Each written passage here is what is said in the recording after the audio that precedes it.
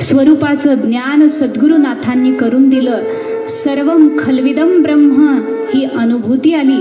अहम ब्रह्मास्मी ही सुद्धा अनुभूती आली. चैतन्य सर्वत्र व्याप्त आहे हे कळून चुकलं. गुरुला पुन्हा पुन्हा नमस्कार करून नामदेवराय म्हणतात, आता येतो. विसोबाजी बोलतात, नाम वाढव, भक्तीचा प्रचार कर आणि विठुरायाच्या चरणाजवळ नित्य वास कर. गुरुची आज्ञा घेतली आणि पंढरपूरला यायला निघाले. येता येता बार्शी नावाचं गाव लागलं आणि त्या बार्शीला भगवंताचं मंदिर आहे. नामदेवराय एकादशीच्या दिवशी तिथं आले, तिथंच थांबले. दिवसभर भजन केलं. विचार केला आता द्वादशीचं पारणं सोडायचं आणि मग निघायचं.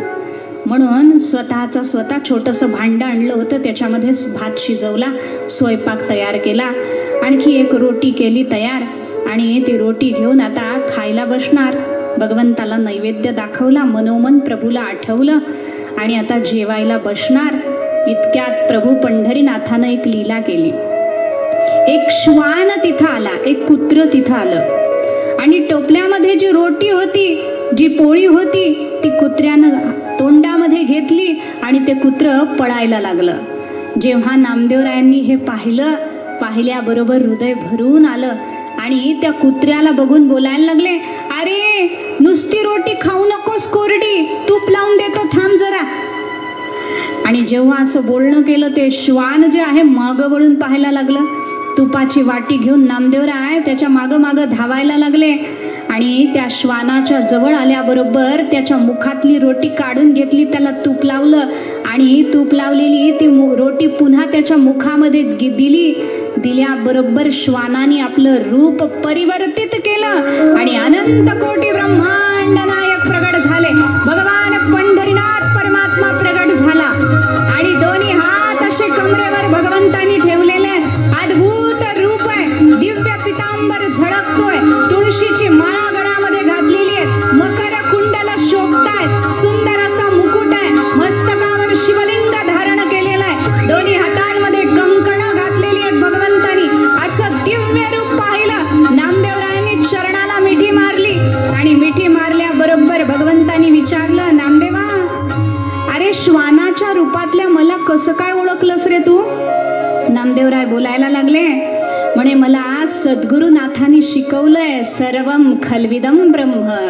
देवा आता तू माझ्या नजरेतून वाचू शकणार नाहीस बरं.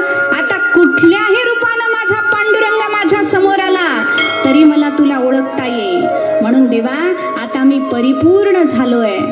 आणि मग देवाला इतका आनंद झाला, भगवंतांनी नामदेवरायांना घट्ट मिठी मारली.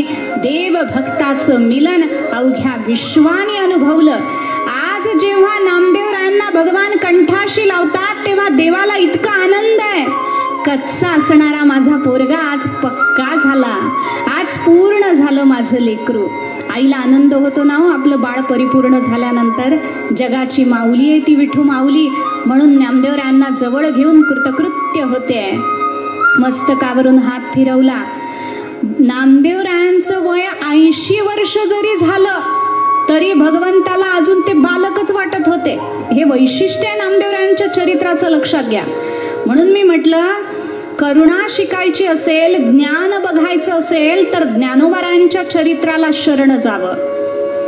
वैराग्य शिकायचं असेल तर तुकोबारायांचं चरित्र पाहावं आणि भक्ती आणि लढीवाळता शिकायची असेल तर नामदेवरायांच्या चरित्राशिवाय पर्याय नाही. लक्षात घ्या, नामदेवरायांचं चरित्र हे भक्ती शिकवणारं आहे.